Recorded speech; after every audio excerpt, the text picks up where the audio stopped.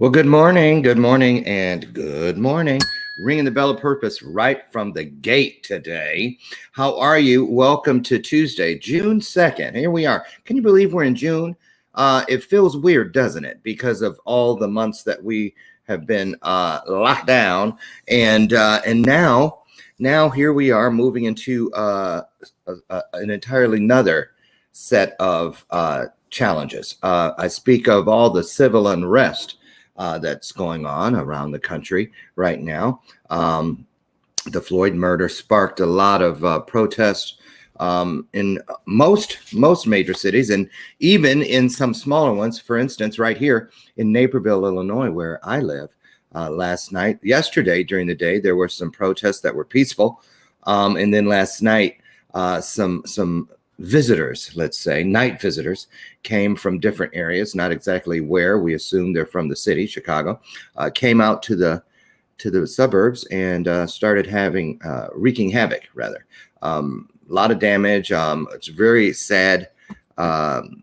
disappointing situation all around the country, and I say that we need to talk about it, think about it, pray about it, and find a way to change all this. Violence has never done anything good for my life. What about you? Anyway, just wanted to get that out and be interested in talking about some of that today with our guests. We are streaming live. I'm Loren Michaels Harris, and welcome to today's installment of Bathrobe Moments. We're streaming live, of course, across Facebook, YouTube, Roku, Android, Amazon Fire, Apple TV, and obviously E360 Television out in Phoenix, Arizona. I just want to say thank you and good morning also to my sponsor, which is symposium.us, where if you head over to the App Store, Google Play, and you can download the app, symposium.us, you can start today in the next hour after this show ends. You can start turning your conversation into what? Currency. That's right. The mean green. All you have to do is get over there and take a look at it. Start a profile. If you need help, Troy Rock and his group will help you get started. Anything that you're good at, you can make money with it. And now we're living in times where everybody could use a little extra this, right? So get over and check it out. I've done it over 25 times, and it's never disappointed me. Let me put it that way. But anyway, so thank you, symposium.us, where you can turn your cell phone into a what? Oh, pay phone. That's right. My guests today were here last week. We tried to get them on, and then my computer, we couldn't hear. And that's a new computer, so it's in the Best Buy hospital, which is on a skeleton staff. I think the Geek Squad comes in by appointment only, so they're working on it. But I have my old standby, Miss Bessie. I've got her here, pulled her out of retirement, and so we're loud and clear today. So I brought the guests back. I'm tempted to call them boys, but they're really young men, and two of my favorites. They really are. They're silly as can be, but I just felt something, a bond between these two young men when we met just about a year ago. It was in June. I think it was the 10th of June last year. I think when I was at the Purple Project's 10th anniversary in Cleveland, Ohio. And these two, they probably pulled, I don't know, 6 or 7 gags on me during the day, just little easy ones. But it reminded me of myself when I was their age and still in the system. They were both in active foster care at the time. And since then, they have reunited with their family. They've moved to another state. I think they're either living on or very close to the military base where their sister's husband is an active member. But they are there, and they're uncles. And we're going to talk about them and catch up since being out of care and what they think about this pandemic and all this civil unrest. Oh, is that their limo now?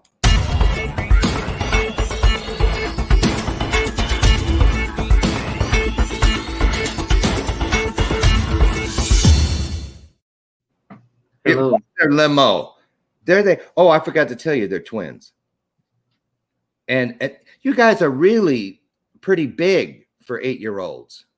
Yeah, just a little bit. Tell everybody your names. Who's who? Are you Joseph? Raise your hand. Now you guys need to switch seats because you should sit by your name. It'll be easier for us to keep you separated.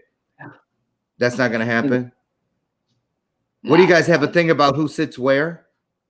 No, it's just like Okay, so we just reverse it. Joseph, you're in the red hat. Yeah, I'm switching. We're just gonna switch real quick. Oh, you're gonna switch. Okay. Okay, there we go. So Joseph and Andrew, you like to be called Drew. Yeah. Drew. Okay, so we have Joseph and Andrew. And how old are you, young men? We're about to be 16 on June 7th. Oh, in 5 days. This lighting is bad. It's not very flattering. Well, happy birthday in advance, early. So you're going to be 16. Are you going to be finding yourselves are you going to find yourselves going to the DMV for the what? We was talking about it. Me and my sister was talking. Us three was talking about it. So have you taken driver's ed yet? No. We don't have to take it out here in Kansas. They don't have driver's education in Kansas? I mean, I think they do, but that's not it's not a rule that you have to take it. So how are you supposed to learn how to drive? You can't learn after you get your license. I know how. Well, I know how. My sister says I know how to drive on the street, but I need to learn how to follow the rules. Yeah. How do you know how to drive already? Because I used to go around. When I was out in Cleveland, I used to drive all the time. All the time when you were in Cleveland. Let's talk about those days, shall we? First of all, I just want to I want you guys to tell everybody who wants to tell the story about how you got in foster care. Who wants to take that part? Joseph? Sure. How'd you guys find yourself in foster care, and how long ago was that? And then how long did you stay in care? Okay, so we got January 18th in 2018, right? It was January 2018, and me and my brother Jason, not this one. He was. Oh, okay. Me and my brother Jason, we was doing stuff we weren't supposed to, like selling drugs, having guns in the house, and we thought it was cool. And we was in a known area for selling drugs and all that. And then, wow. And then someday, like I put what it was. January 18th. Yeah, it was at nighttime. I was in the bathtub because I was taking a bath, whatever, and the police kicked in the door. They threw a flashbang in, and they bring AKs in, and they told everybody to get on the floor. Wow. And I was in the bathroom, so I knocked on the door, and I was like, "I'm in here. Don't hurt me. Don't shoot me." And then they opened the door, and like they pointed the gun at me and told me to sit down on the toilet. And then they put my mom in handcuffs. They put me in zip ties. They put my brother Jason in zip ties. They left him alone. And after that, they told my mom, they were like, who's upstairs in the attic? No one was upstairs in the attic. And then the cop was like, if someone's up the stairs in the attic, I'm gonna beat your A. And you better tell me who's up there right after now. And they were very disrespectful. They remembered my mom's boyfriend at the time. His name is Mike, and they realized him because he's known for getting in trouble. Mm-hmm. And they noticed him at the time, and it was disrespectful to him too. Like, I know you from 32nd and Marvin. They were just whatever. So why did they put your mom? Was your mom wasn't selling the drugs with you, was she? Right. No, she was. She took the blame for everything, though. Her and because we was minors and everything else, so the cops they just arrested her for it. And plus, when the cops was first pulling up, like when it was coming up in the driveway, this is what I got told. When it was coming up in the driveway, my brother Jason, he had the gun on him, and he ran into my mom's room and threw it on her bed. and uh, after he threw it on the bed, she picked it up and threw it to her husband, to Her her boyfriend. boyfriend, and they, I guess they threw it around a little bit, and then they put it underneath the bed, and they went in there and found it. Mm-hmm. So let me ask, Joseph, were you ever involved in the selling of the drugs and all that No. stuff too? You weren't. So it seems like the police knew the difference between you two. Yeah, they had I don't, pictures and videos and everything. I don't know how they could tell who was who. You look just alike to me. That was interesting. What would boy? I'm surprised they didn't have the wrong one. You know, um, I bet it crossed your mind, Andrew, to say I'm Joseph. I don't know what you're talking about. That's Andrew. Hence the term throw brother under the bus. So, but seriously, so let me ask you guys, we got a lot to cover. Let's stay in this lane, okay? If you're okay with it, let's stay in this lane and talk about this stuff. Now, you were how old when you first started messing around with the drug? And how old is Jason?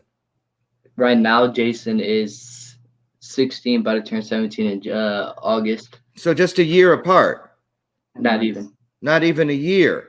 Okay, so you three are pretty tight. Mm-hmm. You were. He's still in Ohio? He's in what is it? Not Manhattan, in Mansville. He's he's in a rehab facility right now. He's in a rehab facility. So he was not just selling drugs, he was apparently using something. After everything happened. After all that happened, he then stopped selling and then started using. Did he go into foster care as well? Yeah. Only for a few months though. What happened was the foster care thing is when my mom got taken to jail that night, they was calling the CPS to come get us right then and there. And my mom was like, "No, don't call him. My daughter's coming to get him." So my sister came and picked us up. Not the sister that we're with now. My sister Brittany. Mm-hmm. She picked us up, and then we ran from her house, and we was on the run for like 2 weeks. And then the two of you, three of us, all three of you. and then my grandma said that the social worker said we could go to her house, and we went to her house, and then the social worker came and got Jason like a day later or 2 days later, something like that. Mm-hmm. Mm-hmm. And then he got placed with the foster parent named Will. His name is William. And then a week or two later, every night we would fall asleep on the phone with Jason just to make sure he's okay. And you were making sure he was okay, even though he was the older one.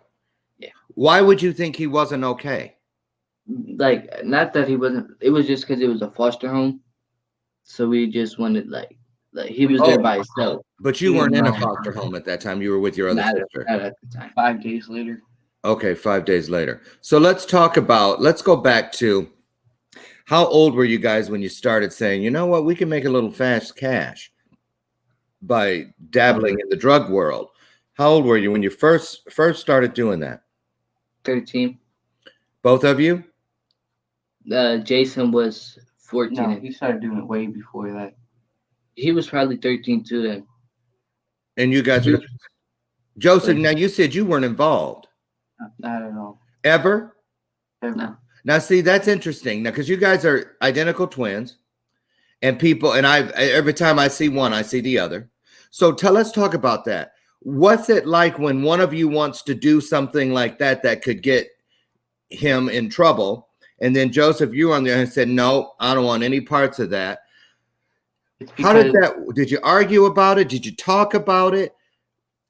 No, it's just like during that time they had like the mentality of like they wanted money and they wanted this, even if they have to do it the bad way or the good way.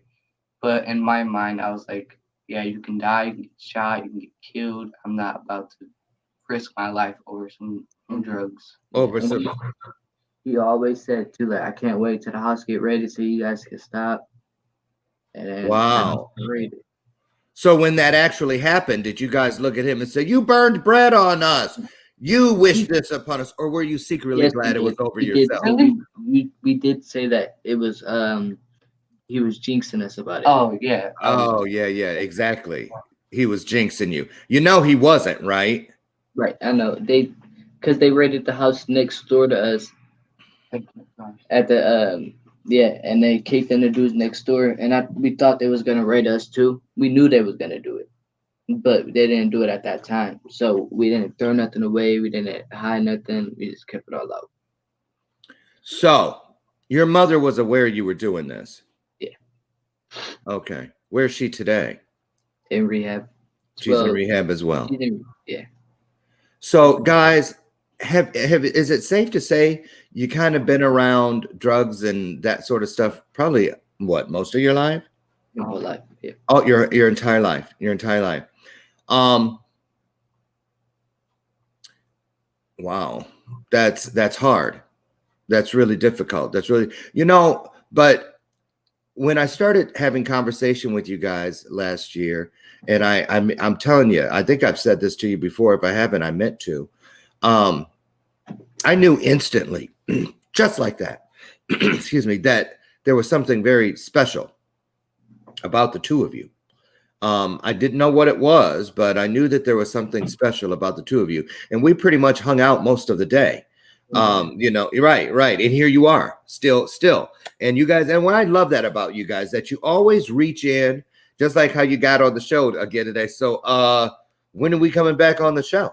I appreciate that. And I'm so encouraged by the work you guys have done. I know because, that room known as foster care, there are many of us who have walked that room, lived in that room, laid our heads in that room for a number of years. That day when we were at the project, the Purple Project, everybody there was either in active care, was an alumni, or had some close connection to the foster system. Now, how many foster homes did you guys actually live in or visit? Let's put it that way, because some of them are not worthy of being called homes, but that's a different show.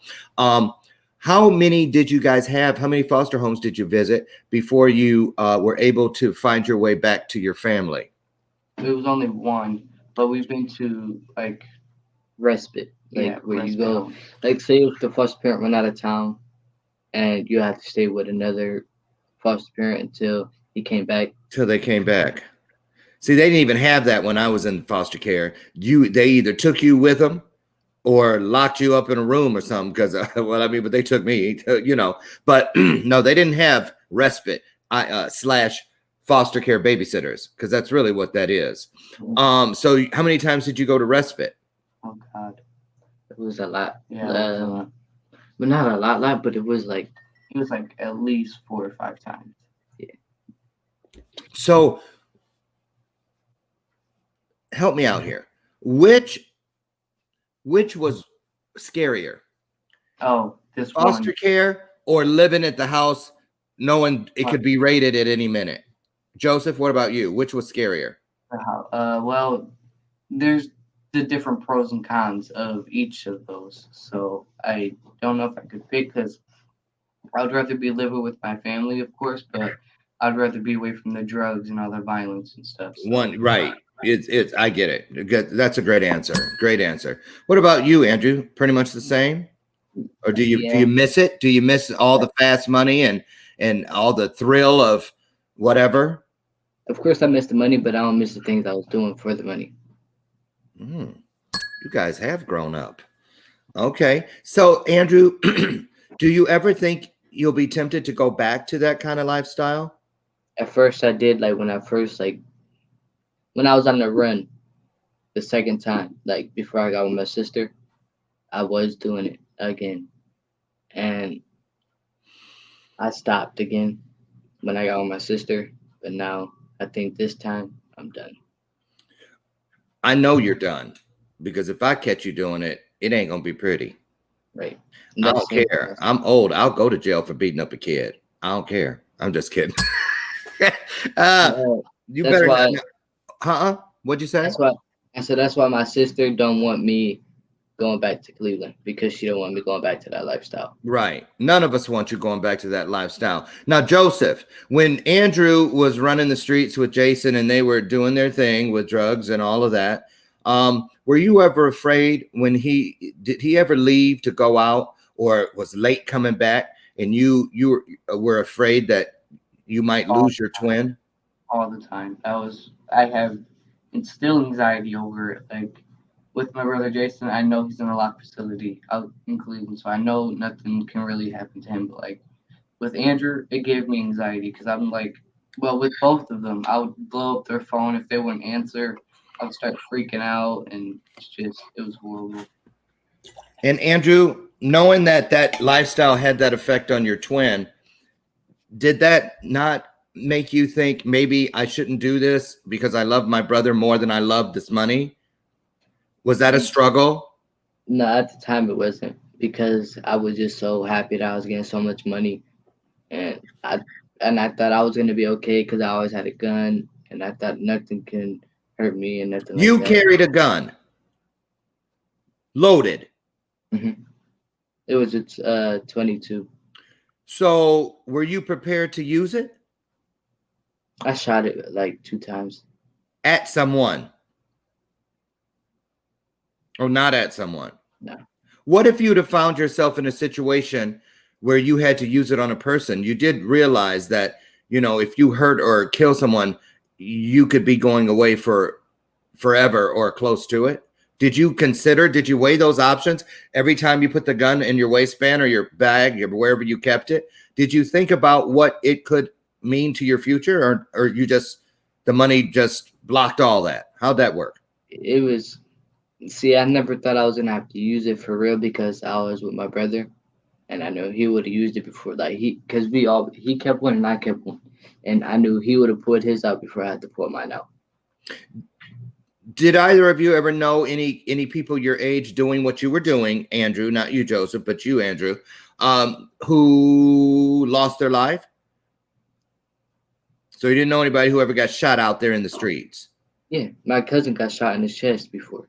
Did he live? So did you ever fear for your life, Andrew, out there? Or was it just like, oh, well, easy peasy, piece of cake? It was easy, like, cause I don't know how to explain it. Now I don't think I'd ever do it again because I see the consequences and all that. But at the time, it was easy because like I had older people there helping me do it and like make money, show me how to do it. And if I didn't feel comfortable with doing it, they'll do it. Wow. Brandy Drake says, yay, happy birthday this weekend. You boys are amazing, and I admire your strength and courage to persevere. Amen. Amen. You guys, let's talk about this. You said the money was the thing that kept you just enamored, in love with the lifestyle. Now, how much money did you make on an average day doing this?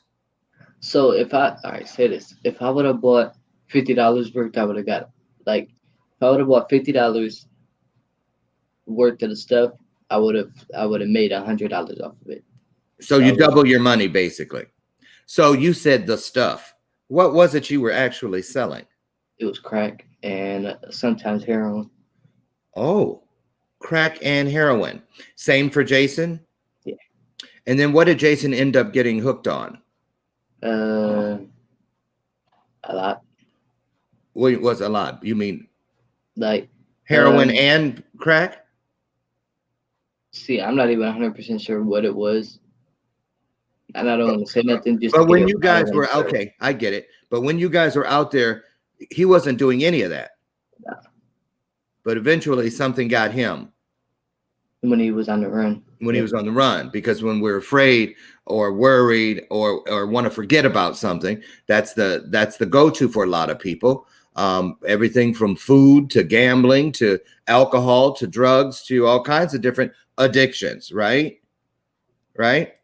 Were you ever tempted, Andrew, to do the drugs? No. Okay. Joseph, are you anti-drugs? Are you against drug use? Yeah, definitely, 100%. 100%. Okay. Okay. Wow. How interesting that the two of you, I didn't know this about you, that there are these two different paths. I'm of course, there are going to be things because you're both individuals. But so do you guys ever argue about, or did you? It seems like you're kind of on the same page now, but you did used to argue about the lifestyle? Yes, because like our bedroom was in like it was a big room because me, him, and my brother Jason shared the room, and it was in front of the house. And the way my house was built was it was when you come through the driveway there was a window, and that was my bed right Yeah. there by the window. and Okay, that must mean something the way you said it, Joseph. We'll come back to that. Go ahead, Andrew. and that was our bedroom right there. And people would just like if they needed something, they'll come up to the window, knock, and they'll ask for something, and we'll sell it out the window. And Oh, no wonder Joseph said that.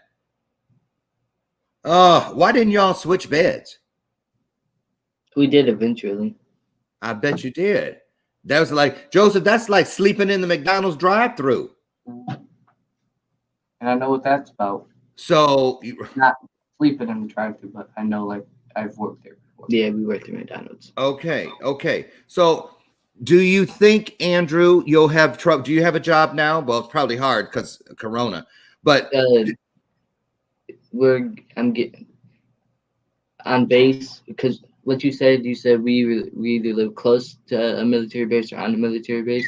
You live on the military base. okay. So on the military base, you have to be 16 to get a job on base. So on my birthday, I'm gonna start filing for jobs. Yay! Congratulations. Do you think it will be a challenge to wait on a paycheck when you're used to, or do you think it'll seem like, is this all? Because you're going to work a week or 2 weeks for it. They're going to take taxes out of it. Are you preparing yourself mentally for the difference of what it will feel like to earn your money the right way? Joseph, you look like you want to say something. Yeah, we've had a job before working at McDonald's when we was in foster care, but he worked it for like 5 months. I've worked it for like 2 months and a half because that's when I got my job. That's when everything hit the fan. Like everything went horrible when I got my job. Mm-hmm. So Mm-hmm. I guess we quit when everything else happened. Right. So you guys, let's talk about this move. You were in Cleveland. Who misses Cleveland? Raise their hand. We definitely both miss Cleveland, but You do? Kansas has a lot more to offer us in Cleveland. Where you're at. And where are you? Fort Riley, Kansas. Fort Riley, Kansas. That's an Army base? A military base. Military base, but Army, or is it everybody there? Do you see Army, Air Force, Marines, or just Army? Military. I think it's Army. I think it is too. Yeah. Now, you guys, let's talk about this pandemic. You were going to school. Do you go to school on base? No, there's no high schools on base. So you went into the community. Okay. So talk about this. One day you're going to school, and then the next day you're schooling at home. It didn't make no difference because we were still doing our schoolwork on a computer at school and at home. So I'd rather stay at home and do my work on a computer than go get all the way dressed up for school and then go get on the bus, go to school, and just work on the computer at school. Okay, what about asking questions and stuff? Like when you're in the classroom, the teacher's right there. They give us their number so we can text them. Or emails. Okay, and what grade are you guys in? We're in 10th now. Yeah. We're in doing summer school. We're catching. Well, right now we got 2 10th grade classes to finish. Yeah, to finish, and then we'll officially be caught up with 10th grade. And then you'll be moving into 11th? No. Well, see, we're going into the 10th grade, so we're doing summer school right now too, just so we could get all the way caught up in 10th grade. So in 10th grade we can get caught up to be in our right grade. Like we're trying more and more every year to.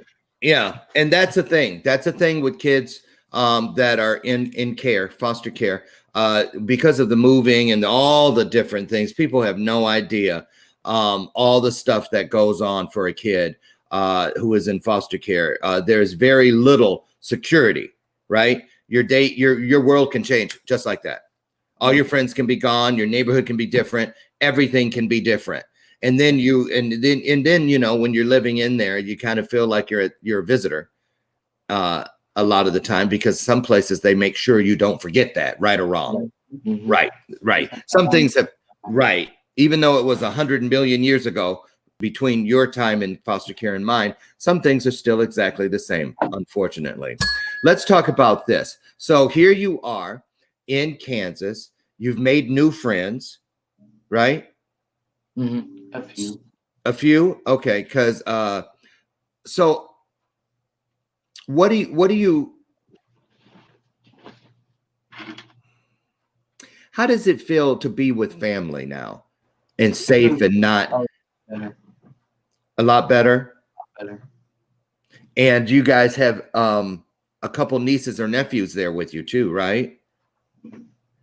So you guys in your biological family, are you the youngest, the two of you? Yeah. You're the babies. So now you kind of get to be big brothers all at the same time. Mm-hmm. Now you got an older sister there who reminds you that you're the babies. But because of your nephew, and I've seen you guys interact with your nephew, he's like a supermodel. How old is he? Almost 2? He's gonna be 3 a day after our birthday. Oh, wow. So you guys got something really tight there. No wonder you have such a bond. A day difference in your birthdays. So you're there now, and you get, what's it like having the opportunity to be like a big brother to your nephew? And it's a nephew and a niece, right? Mm-hmm. Yeah. I mean, it feels a lot better because we can have a closer bond with them. Because Aspen, the 5-year-old, she was like 1 when she first moved, so we never like really got to like spend time with her or whatever. So now that like we can actually spend time with both of them, it's like Mm-hmm. a lot better. That's awesome. That's awesome. Brandy says, so proud of you, Drew, for pulling yourself out of that life is a really hard thing to do. Amen to that. Were you just selling drugs or were you using them also? I was only selling. So they try to. I was selling weed too, though. Okay, I knew this was coming because But if you didn't bring it up, I was gonna. So you were selling weed too. yeah, but that was little. That wasn't nothing big. So that That I was really little. yeah. And So go on. that was the first thing I started selling was weed, and then I seen the other stuff can make more money, so I started doing that. And So then you were good, no, go on. and then I forgot what I was about to say. And then I just started doing that, so I started making more money, so I could get bigger things, like bigger. Let me ask you something. So let's take Jason out of the equation. If a kid like you wanted to say, I want to get in the dope game, it's not like you can answer an ad in the newspaper, right? And I'm sure you can't. You just Google who's hiring drug dealers? You know what I mean? How did you and your brother find your way to? Because I watch a lot of shows on Netflix that talk about this sort of thing. So I know the term is connect. How did you find your connect to get started? Or did you just buy your own and did your own thing? So what happened was my brother Jason, he started it before me, so he knew everybody. But so he started it before we moved to 73rd. I started it when we moved to 73rd. He started it with the people he used to be with all the time, and they helped him start or whatever. So when we moved to 73rd, 73rd is a known drug area. Yeah, and we moved there. When I like the first few days we got there, someone put a gun out on someone, and I took off running. A couple of days later, like a couple weeks later, I became friends with the two that pulled the gun out at each other, and they always fight. But the gun wasn't loaded at the time that they said the gun wasn't loaded. The two people that did it, the one it was Buns and Yodi. Buns and Yodi. Let me ask you, both of you, who does everybody here have a clean record? Yeah. Who here wants to keep it that way? I'm keeping it that way. I am.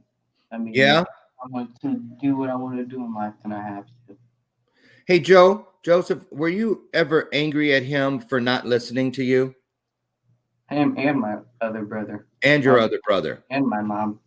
And your mom. So you're the one. You're the one. Did they ever try to make you feel bad about being a goody goody? No, because they knew I was in the right. Oh, good point. Is that supermodel? No. I thought I heard the baby. It was the 5-year-old Aspen. Oh, okay. So here we go.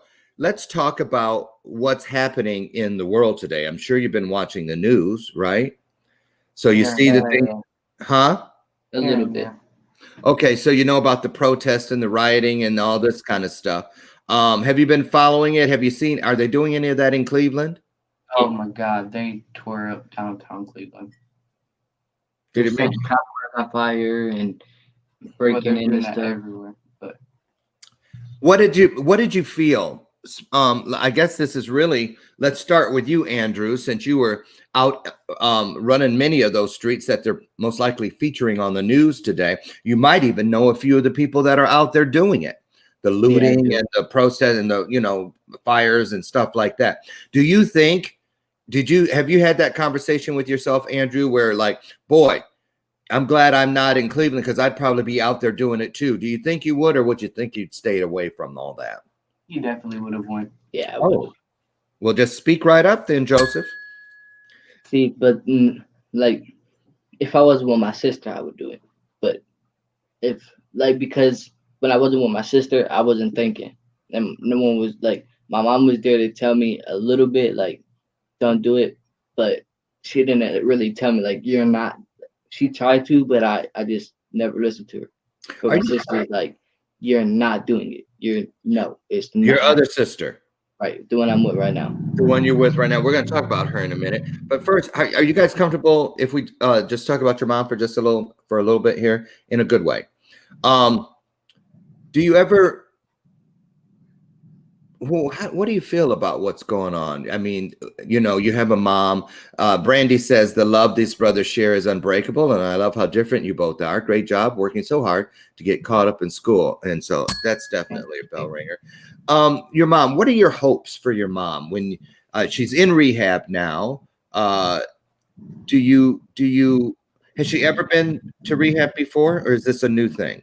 Rehab plenty of times, but each time I just pray that she gets help and she don't go back. But sometimes it just don't work, and it just takes time. And I haven't been like talking with her and like all that for like a few months because she wasn't in rehab and stuff like that. So it's been like, how long did we move here?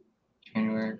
We like moved here 4 months, 5 months since I've talked to her, and the other day is the first time I talked to her. So that was a plus. How's she doing? So far, so good. So far, so good. Yeah. Well, you sometimes it takes the example, which is why it's called the example, to lead the way. And I want you guys to understand which is why I feature kids in a lot of things I do. The Power of We Symposium.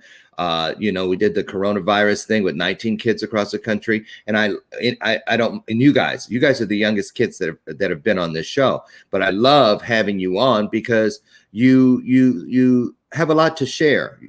I want you to understand that you're never too young to be the teacher, and all of us on the other end of the spectrum should understand that we're never too old to be the student. So I have you guys around me because I'm trying to learn.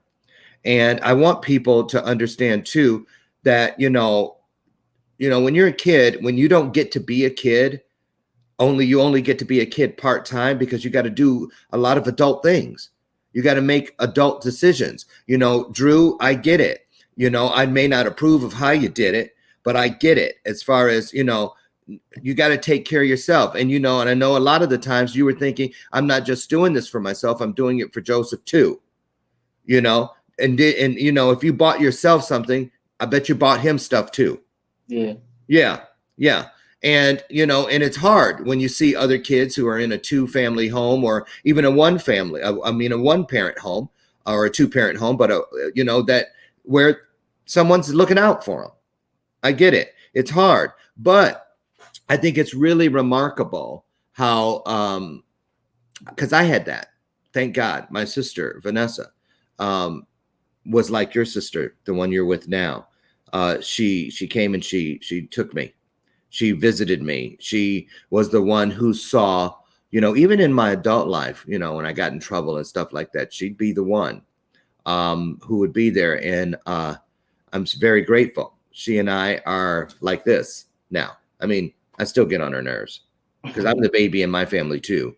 Believe it or not. See, mama, see that's an old ass baby. 68. Right. What'd you say? 68? No, that's in 10 years. And just think in 10 years, now there you go. You just gave me a great segue into something new to talk about. In 10 years, you both will be just about ready in 5 days to turn the ripe old age of 26. Starting with you, Joseph, if you were to picture the 26-year-old Joseph, what's he doing and what kind of life does he have? What do you see for him? There's stuff that I'm thinking about right now, but like I haven't thought it all the way through. So that's normal. So I can't like say exactly how I think it's gonna go, but I can. What would you like to see? If you could imagine the best life possible for you, Joseph, what would it look like? Well, the thing that I want to do is become an MP. And what's that?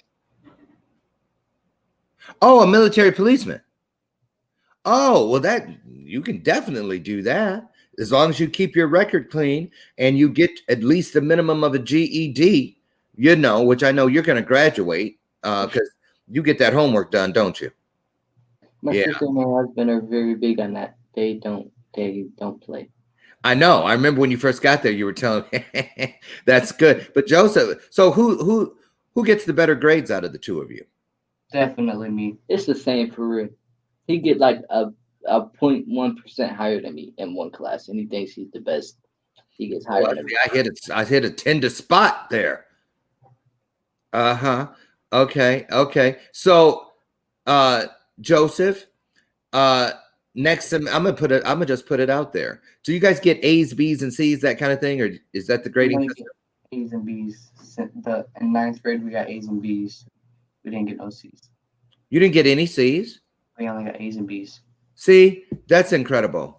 Awesome job. Okay, thank you for putting that out there because I was about to give you $10 for every A next semester, but I see it. That's no. I mean, we got all F's. We got all F's. Nope. You told it. You busted it out. Thank you for saving me a lot of money. So there you go.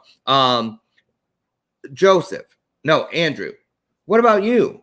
And you don't have to go as far as 10 years. Let's say 4 years from now. Oh, no. Let's make it easy. 2 years from now, you're 18. So what do you see? I want to go back to Cleveland so bad. Like, what? That's my mindset. Like, back to Cleveland. You want to go back to Cleveland? Yeah, I do. Joseph, do you want to go back to Cleveland, Joseph? Most definitely not. I miss my family. I miss going there, but I don't think I'll go back to live. But we got until we're 23 to move out. And to move out of your sister's house. Yeah, that was a nice little timeline she gave you. 23. Most people are like, when you get 18, you either going to college or you're going to the military, but you ain't staying here. So that's a blessing. Okay, go on, Joseph. What are you going to do? I think by that time, I'll definitely make up my mind between what I want to do and how my life is going to be, definitely by the age of 23. Do you think you'll go to college, or do you think you'll go to the military and then take college courses while you're in there? I'm not going to go to college at all. I can't go to college. What do you mean you can't? I mean, I could, but I don't think I would ever go to college. So that's not the path for you. So you know that you want to be a military policeman. Perfect. That's why those options are there, because college isn't for every person. And a lot of successful people, many, you're looking at one, did go to college. So it's not the only way to having a successful life. So absolutely right. And I did that. I went into the military. I went into the Air Force, and it was the greatest decision I ever made. Honest to God, best thing ever. The benefits are still wonderful. So I'm just telling you, it's a great way to go. And I'm still best friends with my roommate from the Air Force all those years. We're going on a big week-long fishing trip here in next month. And you meet some people there, and you make some bonds, and you forge some friendships that will last a lifetime. So it is a brotherhood, a sisterhood. Good for you. Good for you. What about you, Mr. Drew? What are your plans? Say 2 years from now. See, like 2 years from now, I don't know, but like what I want, like the college thing, what I want to do, I want to go to college for basketball, but at the same time, you want to play basketball in college? Yeah. I didn't know you could play. Kenny, Joseph, Kenny, he can. Really? And Andrew, you're the one who grew a bunch of inches since I saw you last, right? Mm-hmm. And left somebody else who will remain nameless in the dust. He's only 2 inches taller than me. Only? Mm-hmm. Uh-huh. So, Andrew, you're 4 foot exactly, and Joseph, you're 3 foot. No. I'm like 5'5" or 5'6", something like that. Okay, so you're as tall as I am. Or as short as I am, depending on who you ask. Okay, who's got a girlfriend? None of us right now. None of us. Oh. You don't have one. I got more than one. No, let me not say that. I'm lying. He does, Joe. You think you Justin Timberlake or something? Don't you, Drew? Is Drew the ladies' man, Joseph? I guess. Mm-hmm. He thinks he is, doesn't he? Oh, here's a question. Have you guys ever liked the same girl at the same time? Yeah. What? Mm-mm. Okay, what about this? We thought she was cute, yeah, but not like in a relationship at the same time. Okay, what about, have you ever had the same girl like the both of you? Yeah. That's weird. Yeah, it is. That's weird. What about this? Have you ever had best friends that are girls that are best friends try to date the two of you just because you're twins? No, but we do have girl best friends. Okay. Speaking of that, next month it'll be a year. That you had your girlfriends, your best friends that are girls? Okay. I have a friend who always says that, when you have a friend of the opposite sex, but they're not a relationship romantically, they're just a friend. So in your case, she would be a friend girl instead of a girlfriend. Get it? Isn't that, I like that. Because she'll say my friend boy, which is just a friend who's a boy, which means it's not her boyfriend. I like that. You're going to use that, aren't you? No. Oh. Anyway, okay. So let's talk about how have you guys been dealing with social distancing and stuff and quarantine? Has that been difficult? Probably not, because you really just hang out with each other. Mm-hmm. All we do is go outside in the front yard, go to the stores when we have to, but in the commissary you have to wear a mask, so we don't go in there. But anything off post, you don't have to have a mask or anything. So we go to Walmart and stuff. Oh, you don't? Since when? I don't think Kansas ever made that a rule that you had to have a mask in Walmart or whatever. Only in the commissary and post. Oh, wow. Okay. Here's a comment from a viewer. Brandy Drake says, I'm a recovering addict myself, and my daughter grew up around it and in that life, and she is now a Weber County deputy in Utah. Kids that come from growing up around this and in this are seriously so strong, and you both are going to go far in your lives. I love being able to follow you guys. That is awesome. Thank you for that. Yeah, that was really a sweet thing to say and very encouraging.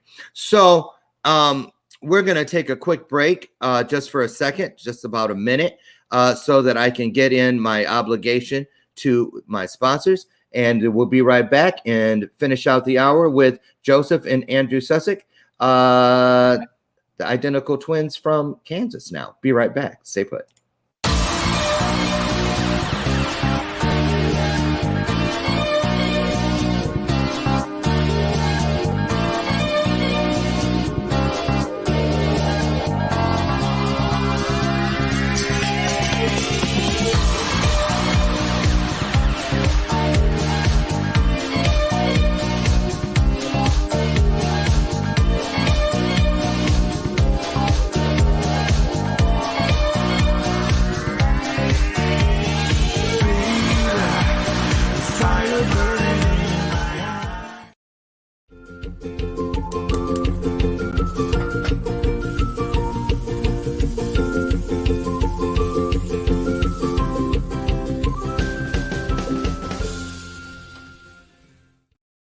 Okay, we're back.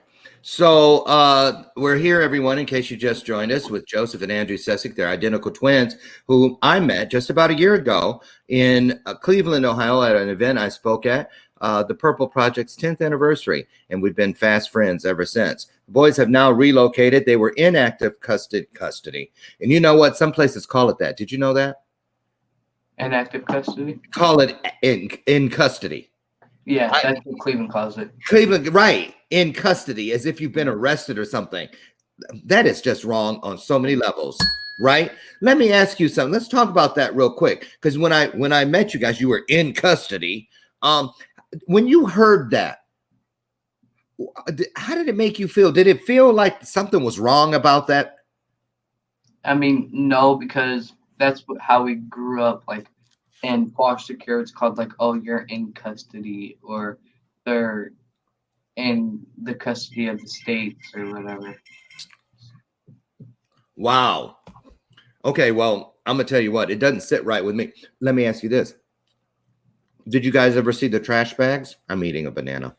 Did you guys ever see the trash bags? Kids coming and going with trash bags? Yes, actually, this one kid, I think, what was his name? Loren. He came to our foster home. He was supposed to stay, and like, I think like a week or two later, he got put in. Where did he get put? He got put somewhere for like a few months or whatever, and then he was like called like a high risk to be in that house that we was in, so he couldn't stay. What would you guys say to people that could be watching right now, good people, or a person who feels like they have love in their heart and they have room in their home to help out some kids who are in a temporary jam, either by their own design or in most cases, not by their own design? How important is it? We need more people that are willing to open their homes and hearts to kids in custody, as they call it. What would you say to that person that might be considering it, but is still on the fence? What would you say about the need for that? I would say like make sure you really want to do it before you even do it. Yes, because like 100%, because once you get there, you can't go back. Like you can, but you can't for a minute. And if you really don't want to do it, but you do it for the money, then that's just wrong. You have to put a full 100% into it, not just your 50-50, like, oh, you want to do it, but then some days you don't want to do it. You have to do it every day. What makes you say that? What makes you say that? There's a reason. There's definitely a reason, because there's like times in our foster home where this isn't irrelevant, but when I had the job at McDonald's, my foster parent, he would like take my money if we didn't clean the house, or if we didn't do what we had to do that day or whatever. So it's just like, if you're gonna torture the kids, I wouldn't say torture. If you're gonna punish the kids by taking what they work for, and like if you're not, I don't know how to say this. If you're not gonna be active with the kids and stuff like that, then there's no point of even doing it, just to say that, oh, I'm a foster care right, but basically for the check. Exactly, because that's how our foster parent was. Yeah, and I lived in many homes that were the same way or worse. But then there are those ones that are loving, that I'll never forget. I still am in contact with some of the kids and stuff, because parents are gone by now. But yeah, so that not all foster homes are bad homes. There are many great parents out there who really love foster kids as if they were their own. And many of those kids end up becoming their own, because a lot of adoptions occur through the foster care door. So if now we just spoke to, we got 1 minute left. Who wants to say something to that kid? Andrew, what about you? The kid who is out there doing what you were doing with Jason, putting his or her life on the line every day for what? Fast money, popularity, whatever, status. What would you say to them as far as what you know? Go ahead. It's fun at the time, but when time goes by, it's not so fun. You're gonna realize that it's dumb, it takes you away from your family. Mm-hmm. It breaks you, and once you do it, if you're doing it just to make you look cool, it don't make you look cool. That's And right. some kids thinks it makes you look cool. See, when I was doing it, I didn't care about the fame or nothing like that. I just cared about the money. No one really knew what I was doing. Mm-hmm. And Mm-hmm. Except for the police. right, the police. Mm-hmm. And And Joseph? Oh, I'm sorry. Finish, Andrew. uh, it will haunt you after a while too, because you realize that you're the one that you're the one that put this all on your family because you wanted to you wanted to sell it, you wanted to make money, you wanted to carry the guns around, you wanted to do all that. Mm-hmm. So it's your fault if you break your family up. Mm-hmm. Mm-hmm. And Joseph, you're from the other side of the aisle. What do you say to the kid that's like, oh, I think that looks fun? It's definitely not. It can definitely tear you apart in many, many different ways. One way is with your family being torn apart, and you can die, get severely hurt, and it's just not worth the Just time. ruin your whole life. Yeah, Yeah, exactly. and you gotta think about your family's perspective too, That's because right. they hurt for you, scared for you, just like he was with me, Right. Scared that his brother was going to leave the house and never come home. just like my dad did. See, Adam says, hey, all, I'm a mental health advocate and I fight to give kids a voice. I'd love to come on the show one day. Well, Adam, why don't you DM or PM me? Same thing. And we'll talk about that. Thanks so much for your comment. Tracy Randolph says, so well said, young man. People should care for a child with their whole heart. And I agree as well. Thank you for that. So we're a couple minutes over, but that's okay. That's It okay. don't matter. It's not. We don't have to go right now. Oh, yeah, you do because you got school. I already know. Nice try, Andrew. It don't. We only have to. It don't matter. Uh-huh. We do. We can do more hours than Right. what we're supposed to because it's online. Well, I've So- got one last thing to ask you before we get out of here. If your sister was sitting in the other room and she was looking into the camera right now, watching you guys, what could you say to her? What would you say to her? How do you feel about your sister and her husband who have opened up their home and brought you all the way to Kansas out of Cleveland? How does that make you feel? And what would you want them to know that you may not say enough? Thank you. That's one thing, like for sure. I know we don't show it a lot, but we definitely do. We thank them so much, and I don't think we could ever thank them enough for giving us the life that they're giving us today. If it wasn't for her, when we was There's no telling what we would be. there's no Well, if it telling. wasn't for them, there's no telling what we would be, or we'd probably be dead, or there's no telling what we would be. Amen. She when she brought us in, we turned ourselves in, and then we ran again because they tried to split us up the second time we went in. And the reason why we went in the second time is because we didn't have no food, we couldn't take showers, there was nothing like that. So we had no choice but to turn ourselves in because we didn't have nowhere to go. So we turned ourselves in, and then we ran again. And when we ran, we didn't have nothing to eat. We wasn't taking no showers. We didn't have nowhere to stay. Oh, Nothing like that. so basically homeless. Yeah. And Okay. I'm listening. And then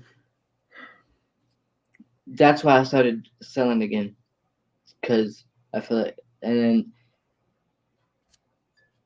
she brought us in. Mhm. They bring us in, yes. They brought you into their lives. And she said if she knew we was in foster care any sooner, she would have got us sooner. But she didn't know that we was She in didn't foster know. Right. Well, I hope you know. It sounds like you do, guys. You see just how blessed you truly are, and I want you to understand that you've gone through everything you've gone through because it will be something that will benefit you in whatever it is you end up doing in this world to make this world a better place. I know it's hard to see when you're so up close and personal with it, but as time goes by, you're going to be led if you follow the path that's been created for you. And I'm telling you, I know that big things are in store for both of you. I know this to be true. I don't doubt it one bit. I promise you that. And so just remember that all of us are here. I'm here. You're never, ever, ever alone because you've done the right things. You have your sister, you have other people, you have me, you have so much more just because of the work you've put in to being the best you can be. And we get it. We absolutely get it. So I'm very proud of you young guys. And I want to tell you, you're welcome here on Bathrobe Moments anytime. We'll get you back here, in the next 6 months or so and do a status check and see how things are going in the lives of Joseph and Andrew Sussick. How's that sound? Okay. I want to thank you guys again. God bless you. It's always a pleasure. Hit me up. Let's keep it going and keep doing what you're doing. So proud. Right. Thank you, everybody. Thank you. I'm here. All right. Have a great day, guys. You too. Thank you. Thank you. I just love those guys. I really do. You guys, I want you to really think about it. What I love about kids is that they keep it real and think back to when you were that age and what was going on in your life and who you had to support you. There are thousands and hundreds of thousands of kids in foster care who don't have a family member to do what Drew and Joseph's family was able to do for them.